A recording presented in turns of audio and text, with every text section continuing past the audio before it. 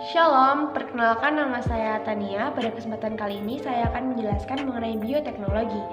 Yang pertama, dari pengertiannya sendiri, bioteknologi merupakan ilmu yang mempelajari mengenai pemanfaatan makhluk hidup untuk memudahkan pekerjaan manusia atau menghasilkan produk yang dapat bermanfaat bagi manusia.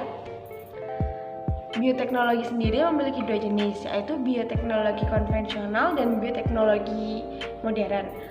Bioteknologi konvensional merupakan bioteknologi yang memanfaatkan makhluk hidup secara langsung untuk menghasilkan sebuah produk. Sedangkan bioteknologi modern memanfaatkan makhluk hidup dengan bagian yang sudah direkayasa untuk menghasilkan sebuah produk rekayasa genetika. Dari tekniknya, bioteknologi konvensional dibuat melalui teknik fermentasi dan bioteknologi modern dibuat melalui teknik modifikasi. Dari contohnya, bioteknologi konvensional ada kecap, di mana di sini kita membutuhkan bahan dasar yaitu kedelai. Kedelai akan direbus dan ditaburi lagi. Dalam prosesnya, jamur akan berkembang sehingga menghasilkan enzim yang memecah amino menjadi glukosa dan memecah protein menjadi asam amino. Glukosa dan asam amino nantinya akan bereaksi membentuk ikatan aminoglikosida yang menghasilkan cairan coklat dan kental. Untuk bioteknologi modern, contohnya ada tanaman tahan hama. Yang pertama, kita perlu menyiapkan bakteri Agrobacterium tumefaciens, dan di mana nantinya akan diambil DNA sirkulernya dari bakteri tersebut yang bernama plasmid. Bagian dari DNA akan dipotong menggunakan enzim restriksi.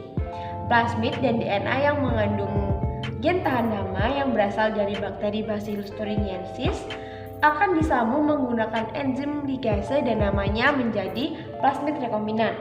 Setelah itu, plasmid rekombinan akan disuntikkan ke dalam kalus atau sel jaringan tumbuhan yang dapat berkembang dengan utuh. Nantinya, tanaman akan menjadi tanaman yang tahan hama yang utuh. Bioteknologi juga memiliki beberapa bidang. Yang pertama ada bidang pangan. Contohnya ada tempe dan kecap. Yang selanjutnya ada bidang pertanian. Untuk contohnya ada tanaman tahan hama dan golden rice. Di bidang yang ketiga ada bidang peternakan. Contohnya ada domba, doli, dan sapi perah. Di bidang yang keempat ada bidang kesehatan. Contohnya ada vaksin dan insulin. Adapun dampak positif dari bioteknologi ini, yang pertama, dapat membantu mengatasi permasalahan kesehatan dan menyediakan obat-obatan yang memberantas penyakit secara lebih murah.